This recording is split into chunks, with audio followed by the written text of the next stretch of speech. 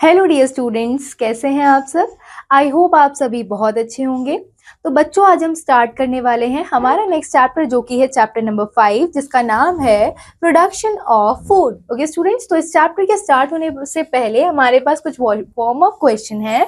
So you have to take the correct option of the food process producing stage and write the correct sequence from first stage to the last in the given space. ठीक है, तो देखो first stage से last stage तक in the given space आपको क्या करना है, टिक करना है। ठीक है, कैसे करेंगे देखिए।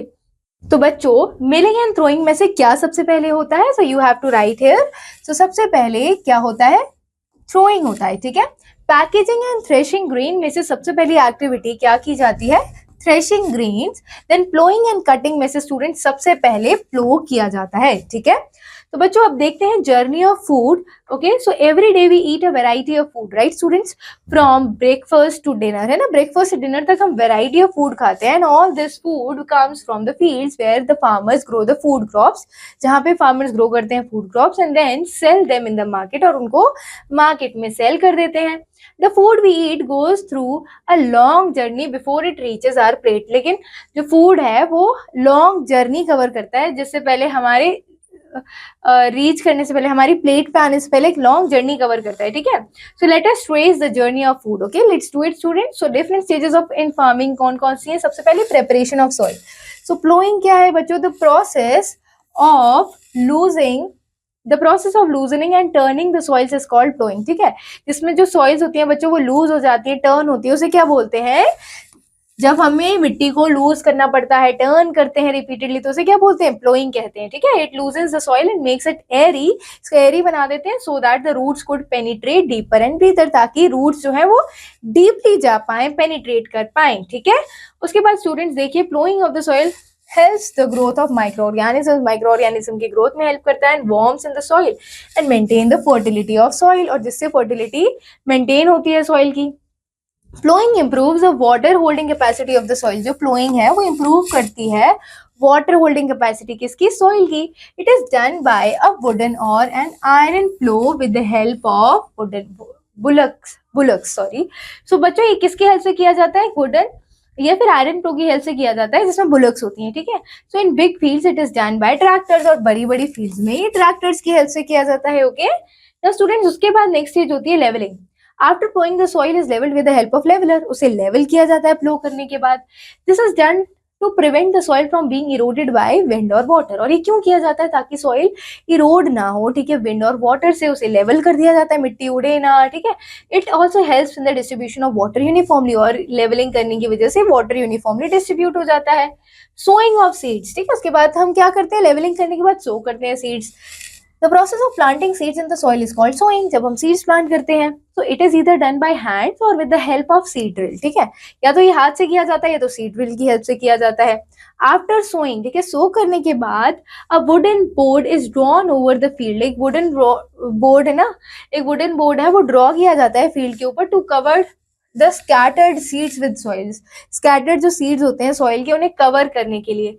वीडिंग का मतलब होता है रिमूविंग अनवांटेड प्लांट्स। ठीक है, वीडिंग का क्या मतलब होता है बच्चों? Removing unwanted plants. So there are many unwanted plants that grow along the main crop. ठीक है, जो मेन क्रॉप के साथ अनवांटेड प्लांट्स ग्रो होते हैं, so these unwanted plants are known as weeds. इन्हें क्या बोलते हैं? वीड्स बोलते हैं। ठीक है, and these must be removed so that they do not choke the plants and take up all the nutrients. इसीलिए इन्हें रिमूव करने की जरूरत है, ताकि सारा न्यूट्रिएंट्स ना ले लें, जो मेन प्लांट है उसकी ग्रोथ ना रोक दें। And the process of removing weed is called weeding, और जिससे वीड्स रिमूव किए जाते हैं उसे वीडिंग कहते हैं।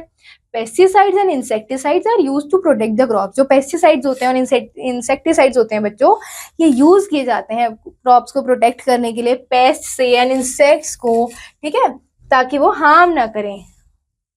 उसके बाद बच्चों आता है प्रोसेस इरिगेशन का। जब हम वीडिंग कर देते हैं तो उसके बाद इरिगेशन होता है। तो इरिगेशन क्या है? Water is an essential element for the survival and growth of the plants. ठीक है, वाटर के बिना तो प्लांट्स ग्रो ही नहीं हो सकते, सर्वाइव ही नहीं कर सकते। So irrigation is a process for applying water to the crops artificially waters के क्रॉप के ऊपर वाटर को अप्लाई किया जाता है to fulfil its water requirements. Okay, so nutrients may also be provided to the crops through irrigation. तो nutrients irrigation से भी मिल सकते हैं क्रॉप्स को। Sources of water for irrigation are, sources of water क्या है इरिगेशन के लिए? वेल्स हो गए, पॉन्ड्स हो गए स्टूडेंट्स, उसके बाद रिवर्स, कैनाल्स एंड ट्यूबवेल्स हो गए, right. So do you know students, fertilisers are man made chemical compounds, ये मैन मेड केमिकल कंपाउंड्स है, they are rich in minerals, okay. Now students, अब हम सीखेंगे use of manure and fertiliser, जो कि बहुत इंपॉर्टेंट होते हैं क्रॉपिंग में। So manure and fertilisers are added to the soil to make it fertile, मिट्टी को उपजाऊ बनाने के लिए, फर्टाइल बनाने के लिए हम मेन्योर और फर्टिलाइजर यूज करते हैं। So manure is made from animal and plant waste. Manure किससे बनता है? एनिमल और प्लांट वेस्ट से बनता है। Whereas fertilizers किससे बनते हैं? Made from the chemicals like nitrogen and potassium. Fertilizers बच्चों बनते हैं नाइट्रोजन और पोटेशियम से, ओके। अब हार्वेस्टिंग के बारे में पढ़ते हैं। So harvesting is the process of cutting and gathering manure crops, ठीक है। हार्वेस्टिंग एक ऐसा प्रोसेस है जिससे कट की जाती हैं क्रॉप्स, गैदर की जाती है मेन्योर क्रॉप्स, ठीक है। The crops must be harvested at the right time, crops को हार्वेस्ट किया जाना चाहिए राइट टाइम पर to obtain the maximum yield, maximum yield के लिए। Threshing is the process of separating the grains from the harvested crop, harvested crop से grains को separate करने का जो प्रोसेस होता है बच्चों, उसे क्या बोलते हैं? थ्रेशिंग कहते हैं। और हार्वेस्टिंग आपको पता चल गया, the process of cutting and gathering manure crops, mature crops, sorry. So it is done with the help of machines और by bullocks, ठीक है। किसकी हेल्प से किया जाता है फिर? या तो मशीन की हेल्प से किया जाता है या फिर bullocks trampling upon them, okay students. फिर पढ़ते हैं विनोइंग के बारे में। Students, winnowing is done to separate the husk from the seeds by dropping them from a height. जब हम हाइट से सीड्स को ड्रॉप करते हैं बच्चों, तो उसमें से क्या होता है? हस्क जो है वो सेपरेट होता जाता है, तो इसे हम बोलते हैं विनोइंग, ठीक है। फिर आता है बच्चों स्टोरेज ऑफ ग्रेन्स। जब विनोइंग हो गई तो हमें क्या जरूरत है? हमें इन ग्रेन्स को स्टोर करने की जरूरत है। So after the grains are harvested, they are stored in grain bins, grain bins में उन्हें रखा जाता है और ग्रैनरी में रखा जाता है for a few months of for drying, कुछ महीनों के लिए, ताकि वो ड्राई हो जाए, right. The harvested grains are dried in the sun, उन्हें ड्राई किया जाता है सन में, and the grains are then transported to the mills, और फिर उन्हें मिल्स पे भेजा जाता है, ठीक है, और फैक्ट्रीज में भेजा जाता है, right students. Now, how the journey of food grains ends? So the grains and the crops are sold by the farmers in the wholesale market. अब वो wholesale market में ही crops को भेजते हैं, grains को send करते हैं, ठीक है। फिर now shopkeepers buy them from the market, shopkeeper खरीदते हैं उन्हें market से and sell कर देते हैं, sell it to us, ठीक है। Finally it is used in our kitchen, हमारे kitchen में वो use होता है to make food. Here the journey of food ends. I hope बच्चों आप सभी को ये जर्नी बहुत अच्छे से समझ आई है और बहुत मजे आए होंगे। तो आइए कुछ इसके फ्लैशबैक पॉइंट्स पढ़ते हैं।